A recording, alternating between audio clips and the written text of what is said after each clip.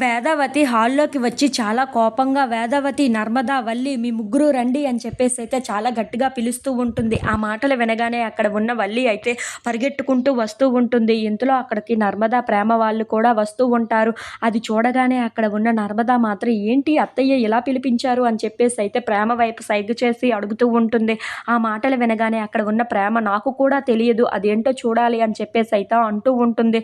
ఇంతలో అక్కడ ఉన్న వేదవతి మాత్రం మీ ముగ్గురు లైన్‌గా నించోండి అని చెప్పేసి అయితే చాలా కోపంగా అంటూ ఉంటుంది. ఆ మాటలు వినగానే అక్కడ ఉన్న నర్మదా మాత్రం అదేంటి లైన్‌గా నించోకపోతే చెప్పరా ఏంటా అని చెప్పేసి అయితే అడుగుతూ ఉంటుంది.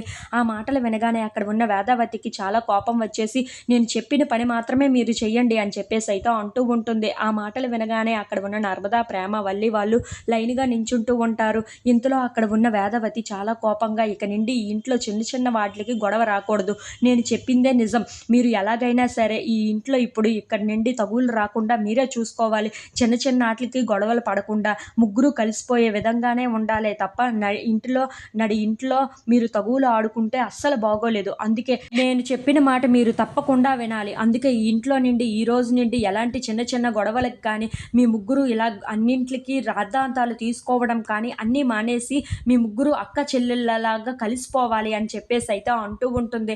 ఆ మాటలు వినగానే ఒక్కసారిగా షాక్ అయిపోయి ముగ్గురు వేదవతి వైపు అలా చూస్తూ ఉండిపోతారు. ఇంతలో అక్కడ ఉన్న వేదవతి మాత్రం నేను చెప్పిందే ఖాయం అని చెప్పేసి అయితే చాలా కోపంగా మాట్లాడుతూ ఉంటుంది.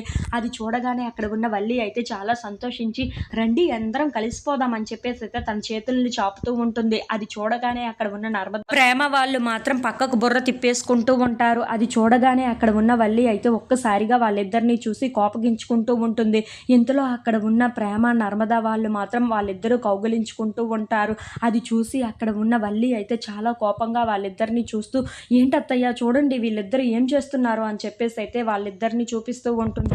అది చూడగానే అక్కడ ఉన్న వేదవతి అయితే చాలా కోపంగా వాళ్ళిద్దరిని తిడుతూ ఉంటుంది.